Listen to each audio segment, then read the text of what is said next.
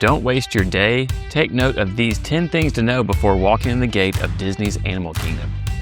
Thank you for watching More Magic, Less Stress. We are all about helping families make the most of their Disney trips. We're learning as we go and sharing what actually works for real families. I'm Tanner. And I'm Emily. Let's dive in. Okay, so here's how this works. I'm going to share the thing to know in this top 10 list, and Emily is going to share her wisdom with all of us. Ready? Okay, 10 things to know before visiting Animal Kingdom. Number 1, rope drop matters. What do you have to say about that? Well, so rope drop at Animal Kingdom is actually the earliest of all the parks because the actual park opening of Animal Kingdom is earliest of all the parks. So it is the hardest one to get to, but it's still worth it because it helps you knock out a lot of rides early in the day, especially in the summer before it gets hot. So the ride that most people will rope drop is Pandora Flight of Passage because that's the individual lightning lane. So to avoid purchasing it separately, that's what everyone will go for first thing for rope drop. A tip I also give clients is if you have Park Hopper and you are purchasing lightning lanes, Animal Kingdom is typically the cheapest park to purchase lightning lanes for.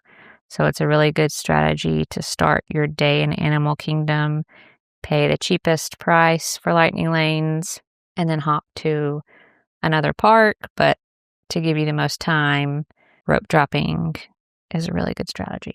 All right, number 2, animals are more active in the mornings and evenings, right? Yes. So one of the big rides in Animal Kingdom is the safari.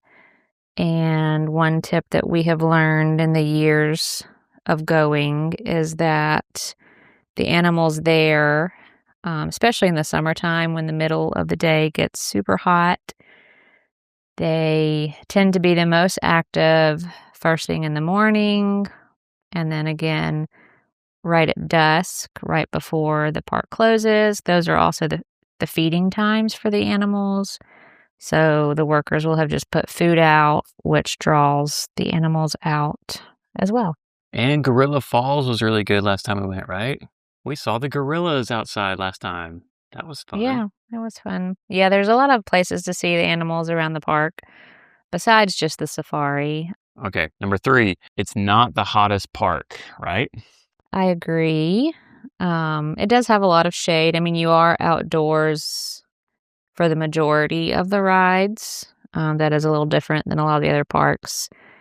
There's only a couple of things in the park that are indoors, but there is a good bit of shade around the park in the form of trees. Number 4, fewer rides, but it's worth the time, right?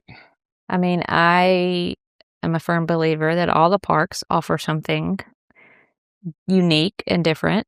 So while it may not be the park that, the more adventurous people flock to, it is a great park for young kids. It offers the animals some shows, some really good shows.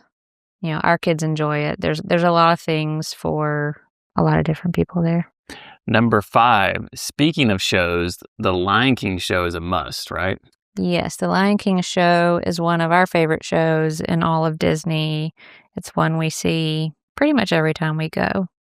The kids get really into it. They love Yes, dancing. it's very interactive. They do a good job of getting the crowd involved. It's got acrobatics. It's got singing. The animatronic animals.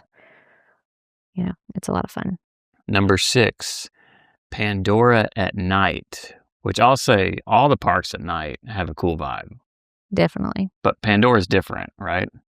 Pandora is different just because, it's really the only area of Animal Kingdom that lights up at night besides the Tree of Life.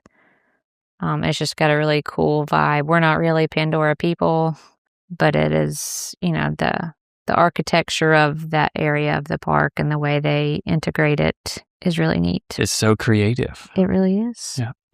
Okay, so this speaks dear to my heart. Number 7, good food options in Animal Kingdom. What are some good places we like to eat at? off the top of your head? So Flame Tree Barbecue is a good one. Yak and Yeti Quick Service is a good one. Yak and Yeti Sit Down. Tusker House is the character meal. Tusker House. Buffet. We really like Tusker House because they've got like kid options, but they also have really unique African options, African-themed options. Continuing in our top 10 list of things to know before visiting Animal Kingdom, number 8, find the hidden, quiet, peaceful areas. Well, I think overall, the park is more spread out to accommodate the animals.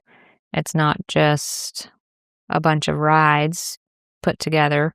Overall, it's already a calmer, slower paced park that's really good to like slow down and just soak it all in and not feel like you were rushing from thing to thing. So that river that goes around Discovery Island, like we've had some good little photo ops in there as well. It's called Discovery River, I believe. That's a fun spot for a family. All right, moving on. Number 9, it often closes earlier than other parks. Like you said, it opens earlier, but it also closes earlier. Yes, because of the animals' schedule, they tend to operate on a more of a sunrise sunset schedule. So a lot of times it opens in the 7 o'clock hour, 7 to 7:30, but then it closes in like the 6 o'clock hour at sunset. And of course, the hours do change since sunrise and sunset changes with the seasons. The hours do change with the seasons, but it still very often closes at least an hour earlier than the other parks. Which allows you to plan ahead. Yeah, which, like I mentioned earlier, is a good strategy for park hopping. If you plan on park hopping, it's a good way to get some extra park time in by starting super early in Animal Kingdom, earlier than you can start in other parks, and then hop over to a park that's open later. Overall, you can squeeze in more park hours in a day by doing that. Number 10, it's a half day now, but full day is coming soon. So kind of like what you were just talking about, right now it may be a good kind of park hopper half day type of situation, but more is coming soon for the park. Can you elaborate on that just a little bit?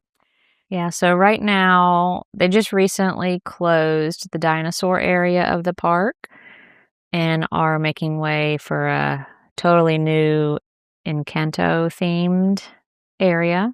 It's going to be super fun, but that did take away a good chunk of activities. There was a dinosaur ride, and there was a boneyard dig, and some restaurants that closed. So that took away activities that would make it a full day park. And just for the next few weeks, there's also an area, Rafiki's Planet Watch. There's a wildlife express train that takes you out. There was a petting zoo there. They are currently renovating that area to put Bluey for the summer. He does not show up until the end of May. And then as of now, he's only scheduled to be there through Labor Day weekend. So as far as we know, that area will open back up for the summer. But as of right now, with those two areas closed, most of my clients do find that either option A is do like I mentioned before and park hop to another park once they accomplish everything in Animal Kingdom, or option B is to you could take a midday break for lunch, go back to the resort, and come back in the afternoon and spend a couple more hours in the park.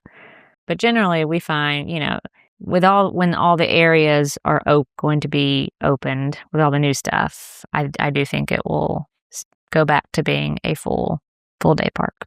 So throughout 2026, Animal Kingdom Park is seeing a lot of change. We'll have to update this more in the future, I assume, moving forward.